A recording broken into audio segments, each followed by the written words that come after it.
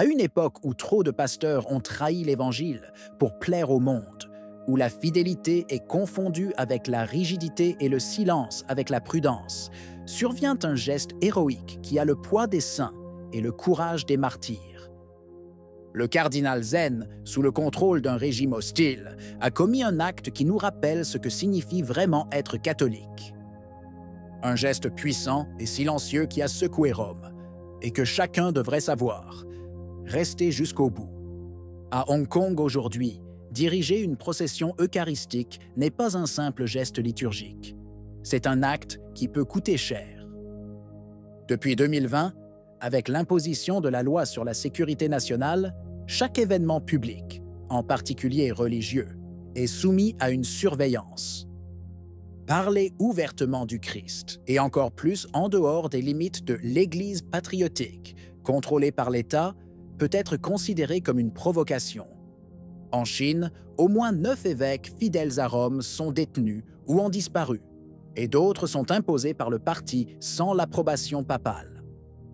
Même à Hong Kong, la foi catholique n'est tolérée que tant qu'elle n'est pas visible, concrète, incarnée dans la vie publique. Dans ce climat, chaque acte de culte traditionnel est, en réalité, un acte de courage. Il a 93 ans, mais il n'a jamais cessé de se battre. Le cardinal Joseph Zen, évêque émérite de Hong Kong, est depuis des décennies la voix gênante de l'Église libre en Chine. En mai 2022, il a été arrêté pour collusion avec des forces étrangères, prétexte pour faire taire ceux qui s'opposent à l'infiltration des choses de Dieu par le régime. Le Zen n'appartient pas à l'Église patriotique, ne fait aucun compromis et n'a jamais cessé de défendre la messe traditionnelle. Il vit sous surveillance constante, mais continue d'être vu, de prier publiquement, de guider ses fidèles. Il est devenu malgré lui un symbole, non pas de rébellion, mais de fidélité. Derrière les sourires diplomatiques, la réalité est autre.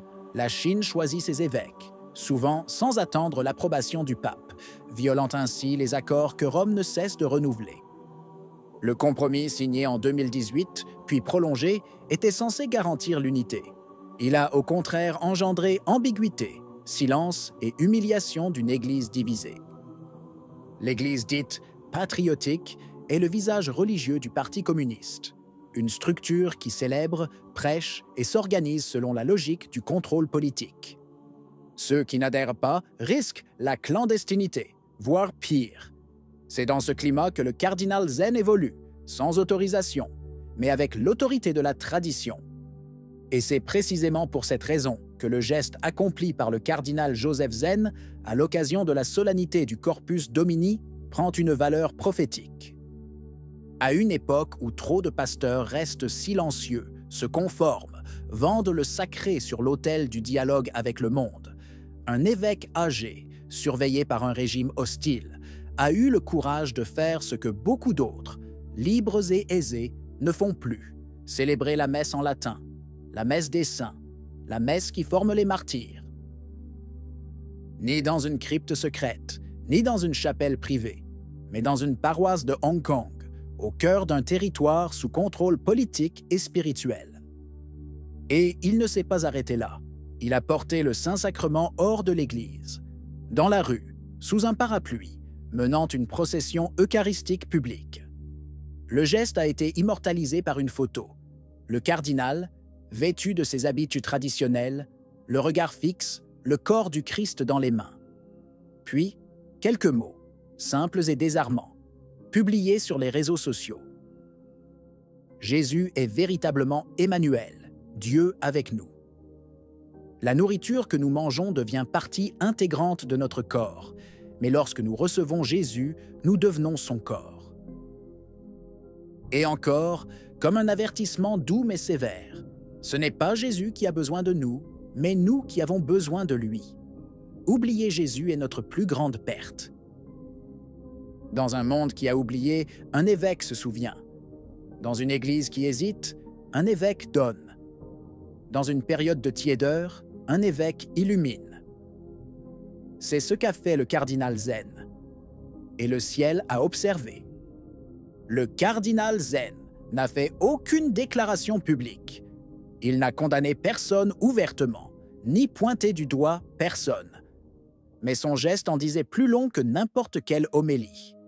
La célébration de la messe tridentine dans une paroisse de Hong Kong et la procession qui s'ensuit avec le Saint-Sacrement dans les rues, au cœur d'une ville sous contrôle politique strict, est une action chargée de sens. Un sens qui ne peut être ni mal compris ni sous-estimé. C'est le langage des saints, silencieux, mais tranchant comme une épée. C'est le langage de la tradition, doux dans sa forme, mais inébranlable dans son contenu. À une époque de l'histoire où l'ancienne messe est traitée par de nombreux prélats comme une nuisance à contenir, ou pire, comme un ennemi à éradiquer, l'acte du cardinal Zen devient un acte de résistance. En Amérique, le pays où le renouveau de la tradition liturgique s'est manifesté le plus fortement, de nombreuses communautés ont été frappées par des restrictions drastiques. Des chapelles prospères ont été fermées, des fidèles contraints de déménager, de jeunes familles privées d'un culte qui leur donnait l'impression d'être chez elles. Son silence n'est pas de l'indifférence, c'est un appel. Une invitation à la cohérence, un cri silencieux adressé également au nouveau pontife, Léon XIV, qui jusqu'à présent a gardé un silence prudent sur la question liturgique. Mais les silences, parfois, doivent être habités, et le geste de Zen pose une question à l'Église tout entière, une question que Rome ne peut ignorer longtemps. La tradition est-elle un problème ou un don? Un fardeau ou une grâce? Préservons-nous ce que nous aimons ou éliminons-nous ce que nous ne comprenons pas? À une époque où les pasteurs sont souvent confondus avec des mercenaires, où le mot « obéissance » est utilisé pour justifier l'inertie et le compromis, le cardinal Zen nous a rappelé ce que signifie vraiment être un témoin. Ce corps eucharistique qui avance parmi les chaînes, escorté par la foi et non par la force, est le cœur battant de la tradition. Non pas une nostalgie liturgique, non pas une bataille idéologique, mais une présence réelle qui traverse l'histoire pour ne pas nous laisser seuls. Et en cette présence, Zen croyait de toutes ses forces, non pas pour lui-même, mais pour nous rappeler que nous ne sommes pas nés pour nous incliner, mais pour nous tenir devant Dieu. Son exemple nous interpelle, nous provoque, nous interpelle. Nous ne pouvons plus prétendre qu'il s'agit seulement d'une question de rituel ou de sensibilité. C'est une question de vérité, de fidélité, de salut.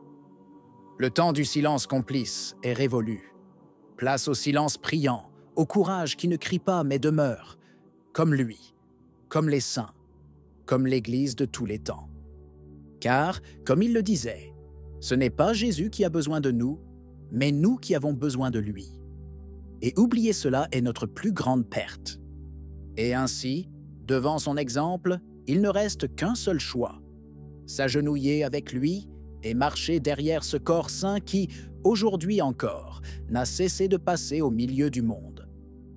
Qu'en pensez-vous? Si vous avez aimé la vidéo, laissez un commentaire. Amen. Que Dieu vous bénisse.